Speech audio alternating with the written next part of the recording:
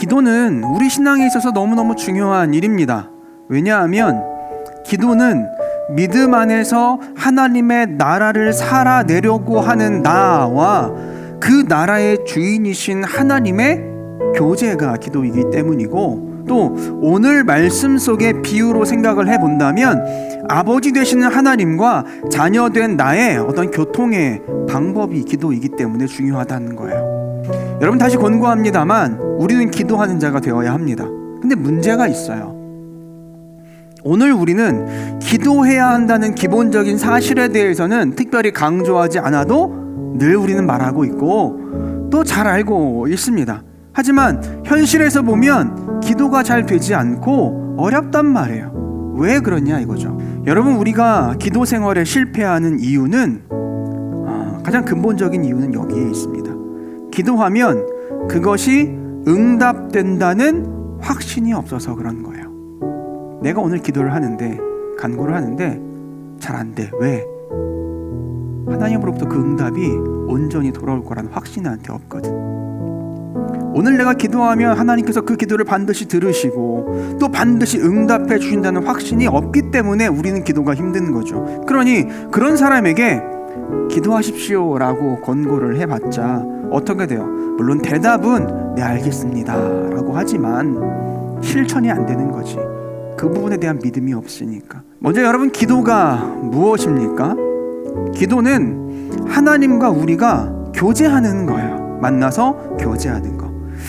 근데 혹자들은 말은 안 하지만 기도를 교제가 아니라 요구로 인식하는 분들이 있어요. 기도는 뭡니까? 네, 저에게 필요한 것을 신 앞에 늘어놓고 요구하는 겁니다 라고 말하는 사람들이 있죠. 물론 우리의 삶은 연약하고 우리는 부족한 존재이니까 전능자 앞에 나아가서 기도도 할 수 있고 요구도 할 수 있어요. 요구해야 해요. 그게 우리의 모습일 수밖에 없습니다. 하지만 중요한 것은 기도는 요구이기에 앞서서 전능자와의 교제라는 사실을 여러분 깨달았으면 좋겠어요. 누구와 교제하는 거예요? 하나님과 교제하는 거죠. 근데 그 안에 놀라운 신비가 있다는 거지. 하나님과 우리가 교제하는데 그 관계가 어떤 관계로 교제하는가를 봤더니 하나님께서는 우리를 우리의 아버지로, 또 우리는 그분의 자녀로서의 관계를 갖추고서 기도하며 교제한다라는 거예요. 그래서 오늘 말씀도 보세요. 주님께서 기도에 대한 가르침을 주시면서 비유의 전제로 사용하시는 게 뭐냐? 아버지와 아들, 자녀의 관계라는 거지. 9절에 아들이 빵을 달라고 하는데 라고 말씀하셨고, 10절에 아들이 생선을 달라고 하는데, 11절에 비록 너희가 나쁜 사람이라 할지라도, 그러니까 나쁜 부모라 할지라도 자녀에게 좋은 것을 주려고 한다 라고 말씀하고 있죠. 부모와 자식의 관계를 이야기하는 거예요. 하나님과 우리의 관계가 이처럼 아버지와 자녀의 관계이고, 그것은 어디에? 기도에 그대로 적용이 되어야 한다라고 말씀을 하고 있다라는 거죠. 그래서 여러분, 온전한 기도를 하기 위해서는 우리에게 믿음이 필요한데, 어떤 믿음이냐? 하나님과 내가 뭐라고? 아버지와 아들, 아버지와 딸의 관계임을 깨닫는 믿음이 무엇보다 필요하다라는 거예요.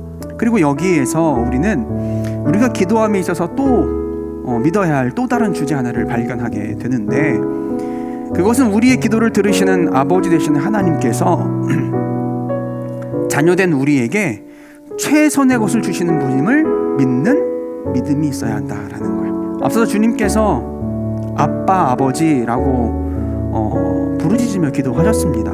그 내용이 뭐예요? 아버지께서는 모든 것이 가능하십니다. 그러니 이 십자가를 나에게서 옮겨주세요 라는 속내를 오픈하셨어요. 여기까지는 뭐예요? 주님의 마음에 있던 소원이죠. 인간적인 주님의 마음에 있던 소원입니다. 그런데 이어서 기도하시길 뭐라고 했냐면, 그러나 나의 원대로 마시고 아버지의 원대로 하십시오 라고 기도하셨어요. 하나님의 뜻과 일하심에 최선이 있다라는 거, 그것이 궁극적으로 자녀된 나를 위한 길임을 주님은 믿고 계셨기 때문에 그렇게 기도할 수 있었던 거예요. 그 믿음이 없으면 어떻게 그렇게 기도할 수 있어?